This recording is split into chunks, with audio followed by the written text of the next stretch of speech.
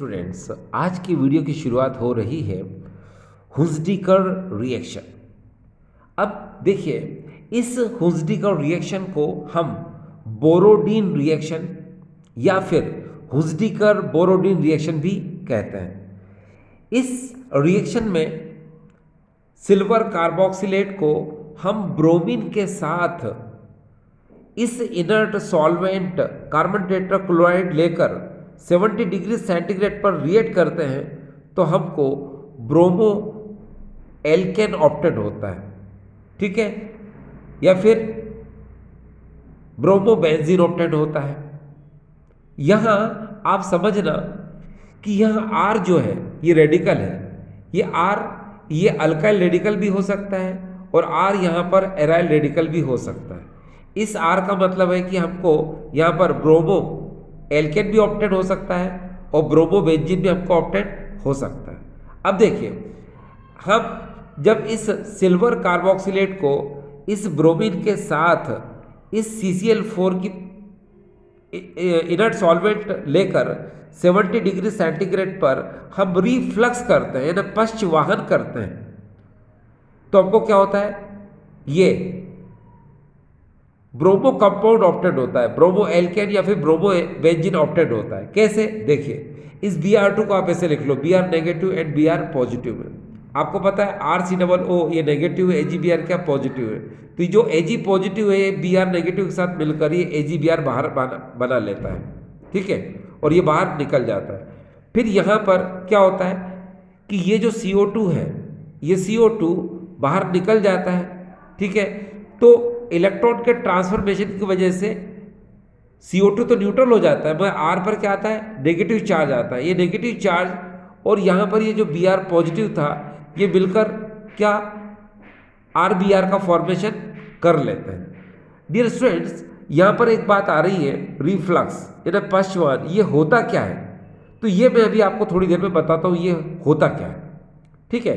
ये रिफ्लक्स यानी पश्चवाहन का मतलब क्या होता है, ठीक है। चलिए पहले हम रिएक्शन को कंप्लीट कर लेते हैं, फिर मैं आपको रिफ्लक्स समझाऊंगा। देखिए डियर स्टूडेंट्स, मैंने बताया आपको कि यहाँ R की जगह पर आप एक बार CH3 ले लो, एक बार R की जगह पर आप CH5 ले लो, तो चलो देखो क्या होगा। अगर आप वहाँ पर CH3 लेंगे, ये देखिए, तो इसका नाम होगा सिल्वर एसीटेट। इसकी Br2 के साथ रिएक्ट कराओ तो AgBr बाहर, CO2 बाहर, और यहाँ पर क्या हो जाएगा, ब्रोमो मेथेन का फॉर्मेशन हो जाएगा, ठीक है, क्लियर। इसी तरह से आप यहाँ पर C6H5 ले लो तो क्या होगा, इसका नाम क्या है, इसका नाम है सिल्वर बेंजोएट, ठीक है, और इसका नाम क्या था, सिल्वर एसीटेट। तो ये सिल्वर एसीटेट की तो Br2 से रिएक्शन समझ में आ गई आपको, जिसमें क्या बना था, ब्रोमोमेथेन बना था।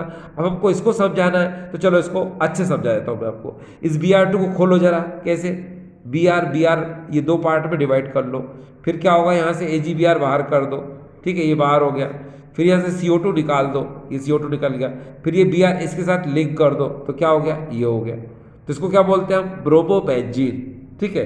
तो इस तरह से आपको ऑप्टेड क्या हुआ डियर, ये देखिए यहाँ पर आपको प्राप्त हुआ ब्रोमो बेंजीन, ठीक है। आपको याद रखने की जरूरत है कि यहाँ पर रिफ्लक्स यानी पश्चवाहन, रिफ्लक्स पश्चवाहन लिखना बहुत जरूरी है, ठीक है। अब मैं आपको समझाता हूँ कि ये रिफ्लक्स यानी पश्चवाहन का मतलब क्या होता है। तो डियर देखिए, पहले हम इसको थोड़ा सा देखते हैं लैंग्वेज में। देखो लैंग्वेज क्या कहती है,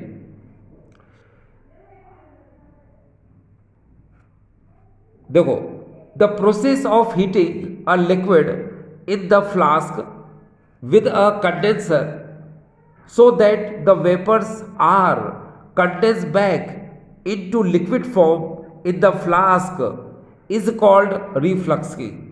अब डियर स्टूडेंट्स एक बात जरा दिमाग में रखिए, रिफ्लक्सिंग का मतलब समझ में आ रहा है आपको, यानी कि वापस, रिफ्लक्स मतलब वापस आना, ठीक है। तो रिफ्लक्स मतलब पश्चवाहन, यानी जो पीछे की तरफ आए। अब कैसे, एक बार फिर से समझते हैं। The process of heating a liquid in the flask with a condenser so that the vapors are condensed back into liquid form in the flask is called refluxing। अब डियर स्टूडेंट्स इसको मैं समझाता हूँ आपको कैसे। देखिए सबसे पहले हम क्या करते हैं, ये देखिए यहाँ पर हम एक राउंड बॉटम फ्लास्क ले लेते हैं। ये हमने राउंड बॉटम फ्लास्क ले लिया, यानी गोल पेंदी का फ्लास्क ले लिया। इसमें हम रिएक्टेंट ले लेते हैं, ये रिएक्टेंट हमने ले लिया, ठीक है, और इसमें हमने सॉल्वेंट मिक्स कर दिया, ठीक है, इस रिएक्टेंट में, और पूरा सॉल्यूशन बना लिया इसका, ठीक है। फिर हमने क्या किया, यहाँ पर ये जो आप देख रहे हैं, ये जो पूरा पोर्शन जो देख रहे हैं, इसको हम लोग बोलते हैं वाटर कंडेंसर, यानी जल संग्रहित्र। हमने इस राउंड बॉटम के ऊपर ये वाटर कंडेंसर लगा दिया, ये जल संग्रहित्र है, जिसमें आप देख रहे हैं कि इसके अंदर अंदर से एक इंटरनल ट्यूब है, ये आंतरिक क्या है, नलिका है, और जिसके बाहर आप देख रहे हैं यहाँ पर ये वाटर जैकेट है, यानी जहाँ पर पानी को भरा जाता है। तो ये क्या डियर, वाटर इन है, और ये क्या है, वाटर आउट है। कहने का मतलब ये है कि जब हम इस प्रोसेस को करते हैं तो हमको कंटिन्यूसली वाटर का फ्लो रखना पड़ता है। यानी कि हम ऐसे भी कह सकते हैं कि जब हम इस प्रोसेस को स्टार्ट करते हैं उससे पहले हम क्या करते हैं, इस जैकेट के अंदर वाटर को क्या कर देते हैं, हम फिलअप कर देते हैं। ये देखिए मैं फिलअप कर देता हूँ, ये वाटर को क्या कर देते हैं, हम फिलअप कर देते हैं। यहाँ पर हमने क्या कर दिया, वाटर को फिलअप कर दिया, ठीक है। तो ये वाटर यहाँ से इन होता रहता है और लगातार यहाँ से वाटर आउट होता रहता है, ठीक है, ये वाटर इन और वाटर आउट। तो रिएक्शन स्टार्ट करने से पहले हमने इसको स्टार्ट कर दिया है, जिसमें वाटर यहाँ से आ रहा है और वाटर यहाँ से जा रहा है। अब क्या हो रहा है कि इस राउंड बॉटम फ्लास्क में हमने जो रिएक्टेंट यानी अभिकारक लिया है उसको हमने हीट कर दिया।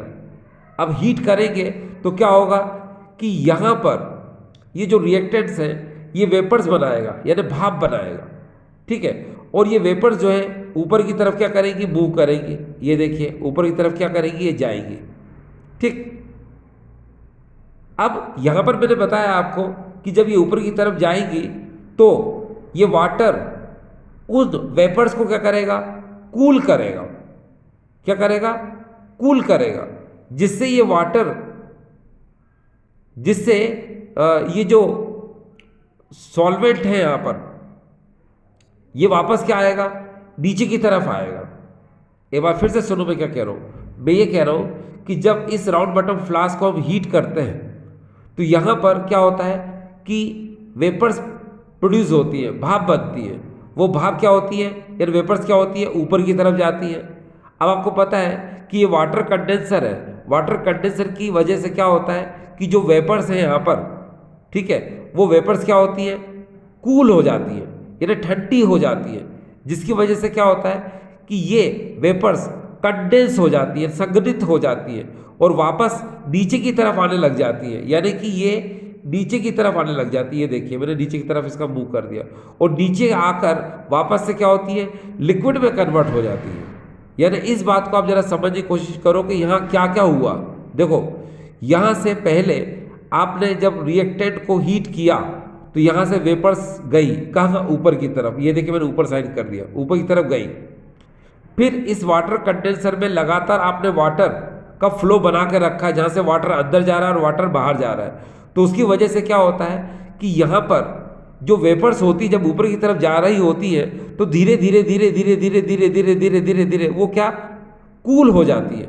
वो इतनी कूल हो जाती है कि अब वो वेपर्स स्टेट में रहती नहीं है। अगर वेपर स्टेट में पूरी तरह से रहती तो वो बाहर की तरफ निकल जाती, लेकिन वो वेपर स्टेट में पूरी तरह से रह नहीं पाती है और वापस से क्या होती है, वो कंडेंस होने लग जाती है, यानी कि नीचे की तरफ आने लगती है और नीचे आकर के वो पूरी तरह से क्या हो जाती है, वो लिक्विड में फिर से कन्वर्ट हो जाती है। तो इसी को हम लोग बोलते हैं रीफ्लक्सिंग। क्या बोलते हैं डियर, इसको हम रीफ्लक्सिंग कहते हैं, ठीक है। आई होप ये आपको समझ में आ रहा होगा, और नहीं तो मैं एक बार फिर से समझा देता हूँ। देखो मैं आपसे कह रहा हूँ कि सपोज ये राउंड बॉटम फ्लास्क से वेपर्स जो है निकलती हैं, ये देखिए ये ऊपर की तरफ क्या करती है, जाती है, ये जाती है, ये और ऊपर की तरफ जा रही होती है। अब यहाँ पर क्या होता है कि यहाँ पर ये वाटर कंडेंसर है। वाटर कंडेंसर में क्या होता है, वाटर इन और आउट कंटिन्यूसली फ्लो बना के रखा है हमने, लगातार जल को हम प्रवाहित कर रहे हैं, जो जल यहाँ से जा रहा है और यहाँ से निकल रहा है। तो यहाँ जो भाप यानी वेपर जो जा रही है उसको क्या करेगा, कूल करेगा। कूल करेगा तो क्या होगा कि ये वेपर्स जब कूल हो जाएंगी तो क्या, हेवी हो जाएंगी। हैवी होने की वजह से क्या होगा, ये ऊपर न जाकर के क्या नीचे की तरफ जाने लगती है, क्या नीचे की तरफ जाने लगती है, कहाँ पर, और राउंड बॉटम फ्लास्क में क्या आ जाएगी, यहाँ पर डिपॉजिट होना स्टार्ट कर देती है। ठीक है, तो इसी को हम लोग बोलते हैं रीफ्लक्सिंग, यानी कि पश्चवाहन। ठीक है, क्लियर। चलो अब हम आगे आपको समझा देते हैं यहाँ क्या हुआ। देखिए डियर, इसमें से किसी एक रिएक्शन को समझ लेते हैं हम। चलो इसी को समझते हैं। देखो हम क्या करते हैं, राउंड बॉटम फ्लास्क में C6H5COOAg Br2 और CCl4 इन सबको हम ले लेते हैं। ठीक है, और क्या करते हैं, हम उसको हीट करते हैं। हीट करने से क्या होता है कि उसमें हमको ब्रोमोबेंजीन मिलता है, AgBr मिलता है और CO2 मिलता है। ठीक है, तो ये जो C6H5Br है, ठीक है, तो यहां पर क्या होता है, ये C6H5Br की वेपर्स बनती है, ऊपर की तरफ जाती है। ठीक है, और ये C6H5Br की वेपर्स यहां पर आकर कंडेंस हो जाती है, कूल हो जाती है, कूल होकर हेवी हो जाती है, हेवी होकर के वापस कहाँ, इस राउंड बॉटम फ्लास्क में आ जाती है। ठीक है, और जो CO2 गैस होती है वो क्या होती है, ऊपर की तरफ निकल जाती है। ठीक है, तो ये जो था, इसीलिए डियर क्या होता है कि जब हम हुस्डीकर रिएक्शन की बात करते हैं तो हम यहाँ पर रिफ्लक्स बोलते हैं। रिफ्लक्स का मतलब ये होता है कि यहां से तो रिएक्टेंट्स, यहां से जब रिएक्टेंट्स रिएक्ट करके प्रोडक्ट को बनाता है, ठीक है, तो वो प्रोडक्ट वेपर फॉर्म में क्या होते हैं, ऊपर की तरफ जाते हैं। ठीक है, और फिर वो कूल होकर के वापस से नीचे की तरफ, यानी इस राउंड बॉटम फ्लास्क में फिर से नीचे की तरफ आ जाते हैं, मतलब ऊपर की तरफ नहीं जाते, वापस नीचे की तरफ आते हैं। तो इसी को हम लोग बोलते हैं पश्चवाहन, यानी कि रिफ्लक्स।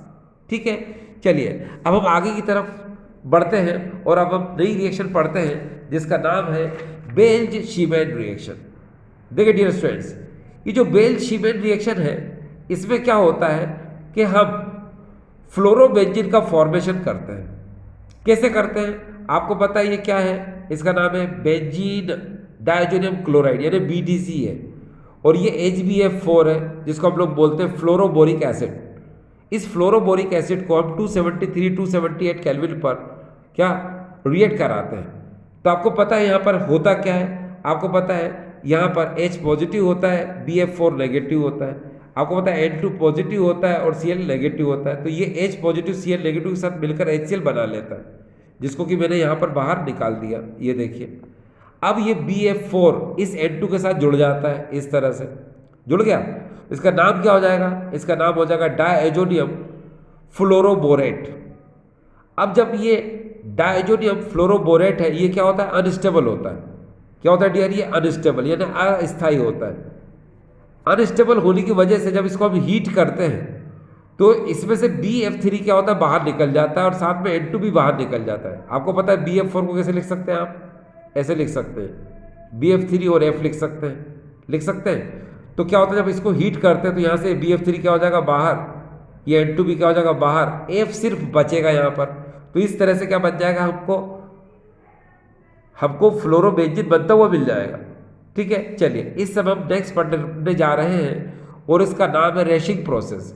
अब डियर, रेशिंग प्रोसेस यानी रेसिंग विधि क्या होती है, इसमें क्या करते हैं हम लोग, सुनिए, कि बेंजीन की वेपर्स को HCl गैस और ऑक्सीजन, इन सभी को हम क्या करते हैं, गैसियस मिक्सचर की फॉर्म में लेते हैं। इन तीनों को हम गैसीय मिश्रण के रूप में लेते हैं, और ये जो कॉपर क्लोराइड है यानी क्यूप्रिक क्लोराइड है, इस कैटलिस्ट के ऊपर से इसको पास करते हैं 503 केल्विन टेम्परेचर पर। ठीक है, जिससे क्या होता है कि वाटर मॉलिक्यूल वहां से एलिमिनेट हो जाता है, ये वाटर मॉलिक्यूल क्या होता है वहां से निकल जाता है, और हमको क्या मिलता है, क्लोरोबेंजीन मिलता है। अब देखिए कैसे, इसको बताता हूँ कैसे। आपको पता है यहाँ 2H है, बिल्कुल है। आपको पता है HCl को कैसे लिख सकते हैं आप, H पॉजिटिव और Cl नेगेटिव लिख सकते हो। तो यहाँ पर 2H है तो 2H पॉजिटिव कर दिया, 2Cl है तो 2Cl नेगेटिव कर दिया। अब क्या होगा, इधर भी पता है आपको, यहाँ पर क्या है, 2 बेंजीन है, तो जब 2Cl नेगेटिव यहाँ अटैक करेंगे तो यहाँ से 2H निकलेंगे। क्या निकलेंगे, 2H, वो 2H और ये 2H, 4H और 2 ऑक्सीजन, ये 2H2 बना लेंगे और यहाँ पर क्लोरोबेंजीन का फॉर्मेशन हो जाएगा। ठीक है, ये जो रेशिंग प्रोसेस है, ये रेशिंग प्रोसेस सबसे पहले इसका यूज़ किया गया था जर्मनी में, ठीक है। और ये क्लोरोबेंजीन का फॉर्मेशन जो है उन्होंने सीक्रेट रखा हुआ है, ठीक है।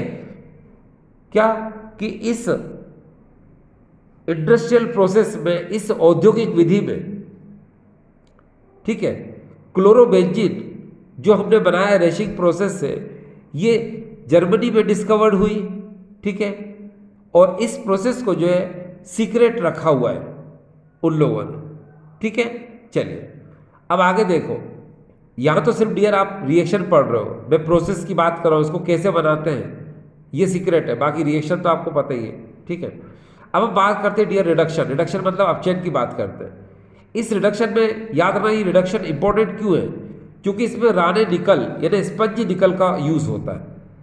अभी मैं बताऊंगा आपको राने निकल क्या होता है, स्पंजी निकल क्या होता है, पहले हम इसको समझते हैं। देखिए डियर, यहां पर ये क्लोरोबेंजीन है, ये निकिल एल्यूमिनियम एलॉय के साथ हम क्या करते हैं, कंसंट्रेट NaOH लेते हैं, यानी कि निकिल एल्यूमिनियम मिश्र धातु के साथ हम सांद्र NaOH लेते हैं और हम इसका रिडक्शन कराते हैं ये 2H के साथ, किसका, क्लोरोबेंजीन का। तो क्या होगा आपको पता है, यहाँ पर H कितने, 2, ऐसे यहाँ से HCl बाहर निकाल दो।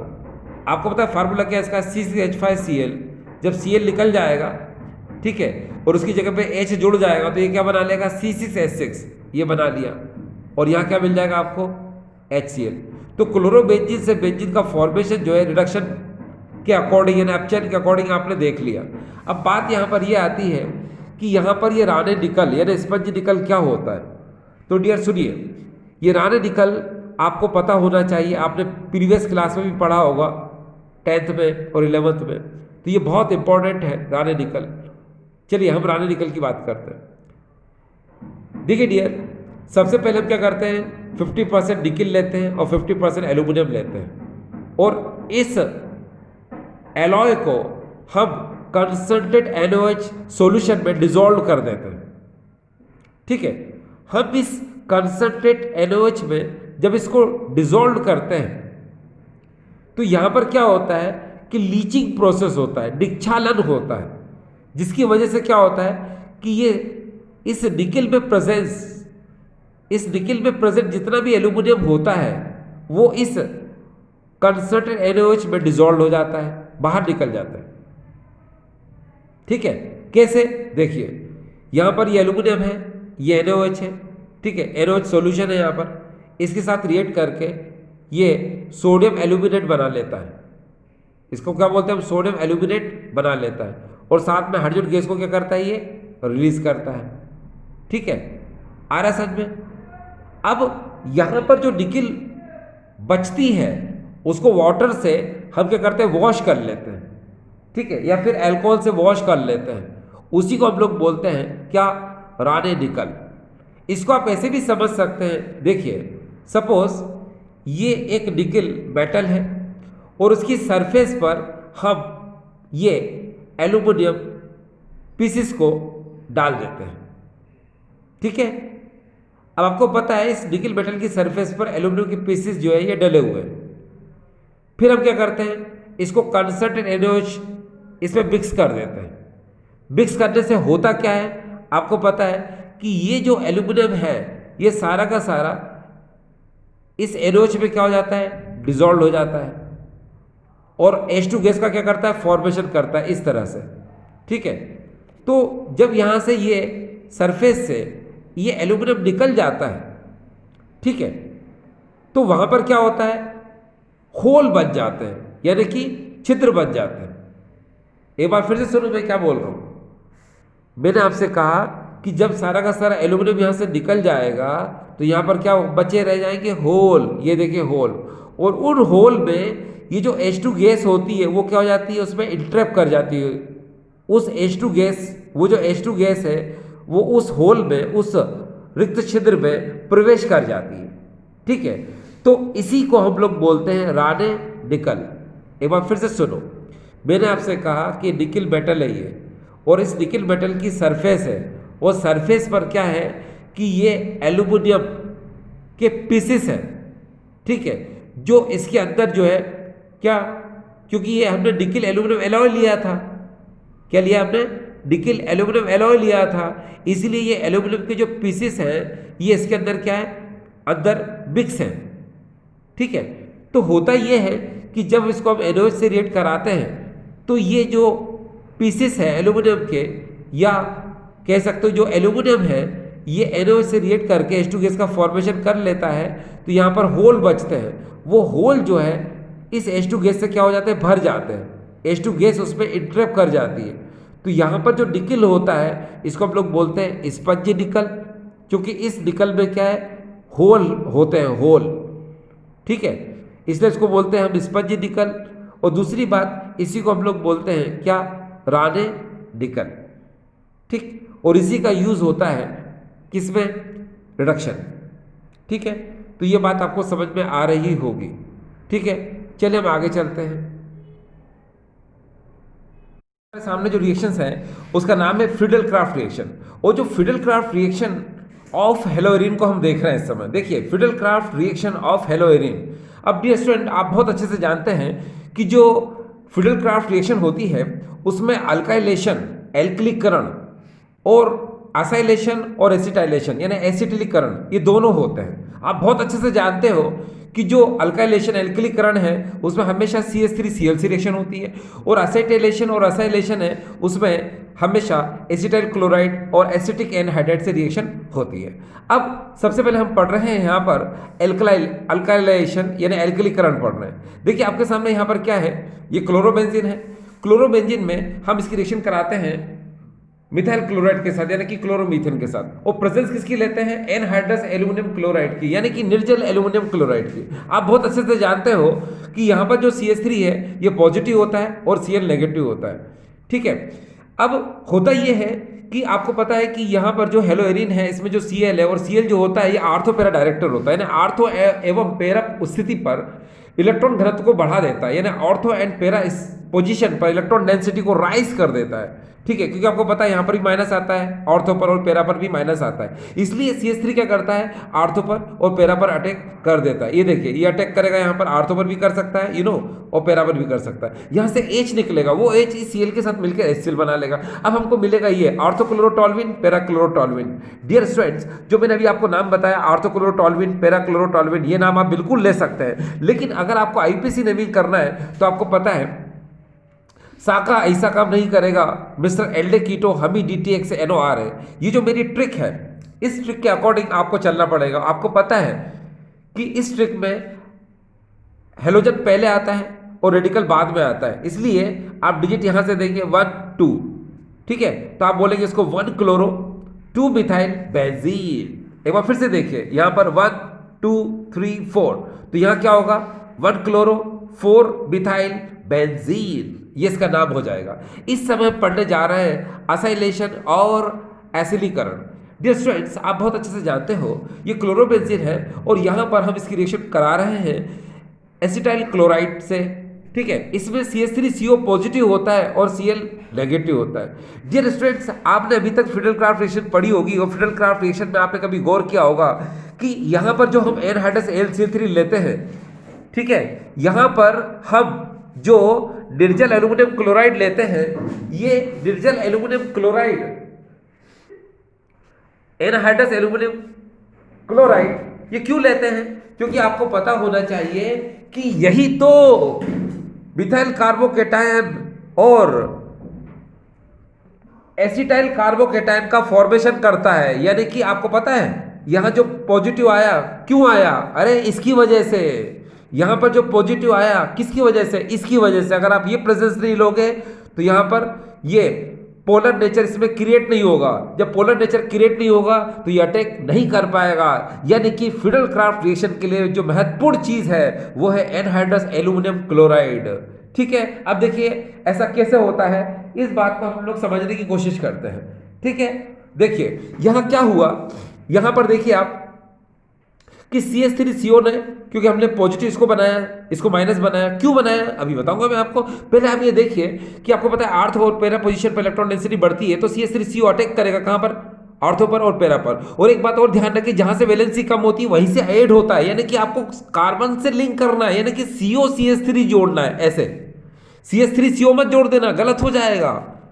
क्यों COCH3 करना है ऐसे और ऐसे, तो आप देख रहे हैं इसका नाम क्या होगा। आप फिर से हम वही बात करेंगे, साका ऐसा काम नहीं करेगा, मिस्टर एल्डेकीटोन DTXNOR। ये जो ट्रिक है, इस ट्रिक के अकॉर्डिंग हम नेमिंग करते हैं। आपको पता है उसमें क्या होता है कि कीटोन जो है पहले आता है। देखो साका ऐसा काम नहीं करेगा, मिस्टर एल्डे कीटो हमी DTX, एक्स मतलब हेलोजन, तो आपको पता है कीटो ग्रुप पहले आता है। अगर मेरे प्रीवियस वीडियो देखेंगे आप तो आपको नॉलेज हो जाएगा, ठीक है। यस, ये हो जाएगा 1, that is a 2 and here also 1 2 3 4। तो देखो उसका नाम क्या होगा, इसका नाम होगा 2 क्लोरो एसिटोफिनोन। इसका नाम क्या होगा 4 क्लोरो एसिटोफिनोन। तो ये आपको आइडिया लग गया, ठीक है। एक बार फिर से सुनो, हम बहुत अच्छे से जानते हैं क्लोरोबेंजीन, और क्लोरोबेंजीन में हम रिएक्शन कराते हैं एसिटाइल क्लोराइड के साथ एनहाइड्रस LCl3 की प्रेजेंस में। तो होता क्या है कि ये एनहाइड्रेट LCl3 की वजह से ही, निर्जल एल्यूमिनियम क्लोराइड की वजह से ही यहाँ पर CH3CO पर पॉजिटिव चार्ज आता है, Cl पर माइनस चार्ज आता है, और इस CH3CO आर्थो पर भी अटैक करता है और पैरा पर भी अटैक करता है। तो हमको इस तरह से स्ट्रक्चर मिलते हैं जिसकी नेमिंग मैंने आपको बता दी, ठीक है। अब डियर वो बात जिसके लिए मैं समझाने की कोशिश अभी थोड़ी देर पहले मैंने की, देखिए क्या था। ये देखिए अल्काइलेशन में हमने CH3Cl यानी एल्किलीकरण में हमने CH3Cl लिया, ठीक है, और असाइलेशन में हमने CH3COCl। अगर आप चाहो तो CH3CO CH3COO यानी एसिटिक एनहाइड्राइड भी ले सकते हो, ठीक है। अब क्या होगा देखो ध्यान से देखना, ये AlCl3 क्या करता है, तो ये CH3Cl में CH3 पॉजिटिव और नेगेटिव, तो ये Cl नेगेटिव को ये एक्सेप्ट कर लेता है और ये LCl4 नेगेटिव बना लेता है। तो यहां क्या बचता है CH3 पॉजिटिव यानी कि मिथाइल कार्बोकेटायन, ठीक है, और मिथाइल कार्बोकेटायन का फॉर्मेशन हो चुका है और यही अटैक करता है, ठीक है। यस, सिमिलरली यहां पर भी देखिए, यहां पर क्या होता है कि ये LCl3 जो है आपको पता है इसमें ये पॉजिटिव ये नेगेटिव पार्ट को अपनी तरफ अट्रैक्ट कर लेता है और ये बनाता है LCl4 नेगेटिव, और यहां बचता है CH3CO पॉजिटिव। इसको हम लोग बोलते हैं एसिटाइल कार्बोकेटायन, ठीक है, इसीलिए ये अटैक करता है, ठीक है। डियर स्टूडेंट्स, इस समय हम पढ़ने जा रहे हैं फ्रैंकलिन रिएक्शन। आप हमेशा याद रखिए जो फ्रैंकलिन रिएक्शन है इसमें हम अल्केन का फॉर्मेशन करते हैं। आपको पता है ये अल्काइल आयोडाइड है, ये भी अल्काइल आयोडाइड है, इसके हम 2 मॉलिक्यूल लेते हैं, उसको जिंक मेटल से रिएक्ट कराते हैं ड्राई ईथर की प्रेजेंस में यानी शुष्क ईथर के उपस्थिति में। तो क्या होता है यहाँ पर आपको पता है Zn की वैलेंसी 2 होती है ना, तो ये एक Zn जो है 2 I के साथ बाहर निकल जाएगा, ये देखिए इस तरह से, और ZnI2 का फॉर्मेशन कर लेगा और क्या बन जाएगा यहाँ पर अल्केन बन जाएगा। देखिए डियर, इस समय हम नेक्स्ट रिएक्शन पढ़ रहे हैं, उस रिएक्शन का नाम है उल्मान रिएक्शन। डियर ध्यान दीजिएगा, ये सलमान रिएक्शन मत समझना, ये क्या है उल्मान रिएक्शन है। और इस उल्मान रिएक्शन में हमेशा याद रखना कि इसके अंदर हम डाइफिनाइल, उल्मान रिएक्शन में हम डाइफिनाइल का क्या करते हैं इसके अंदर फॉर्मेशन करते हैं, ठीक है। अब देखिए इसमें क्या होता है, आपको पता है ये हमने आयोडोबेंजीन ले लिया, इधर भी हमने आयोडोबेंजीन ले लिया, ठीक है, और कॉपर मेटल के साथ हम सील्ड ट्यूब में इसको रखते हैं। तो CuI2 ये देखें यहाँ पर आपको यहाँ नजर आएगा, ये CuI2 बना लेता है ना, और साथ में क्या बनता है डाइफिनाइल। आप चाहो तो आयोडोबेंजीन की जगह यहाँ Br लगा दो, यहाँ पर भी Br लगा दो, तो CuBr2 बना लेगा और डाइफिनाइल बन जाएगा। कुल मिलाकर इसमें याद रखना कि इस उल्मान रिएक्शन में हम आयोडोबेंजीन ले सकते हैं या फिर ब्रोमोबेंजीन ले सकते हैं, मगर क्लोरोबेंजीन नहीं ले सकते, क्योंकि आपको पता है इसमें क्लोरोबेंजीन नहीं लिया जाता। क्लोरोबेंजीन लिया जाता है फिटिक रिएक्शन में, याद है आपको फिटिक रिएक्शन है ना, उसमें क्या होता है कि यहाँ पर हम क्लोरोबेंजीन लेते हैं और यहाँ क्लोरोबेंजीन लेते हैं, ठीक है, और यहाँ पर हम उसको रिएक्ट कराते हैं किसके साथ 2Na के साथ, किसकी प्रेजेंस में ड्राई ईथर की प्रेजेंस में। तो 2NaI बाहर निकल जाता है और यहाँ पर क्या बन जाता है डाइफिनाइल बन जाता है, ठीक है। चलिए हम आगे की तरफ चलते हैं।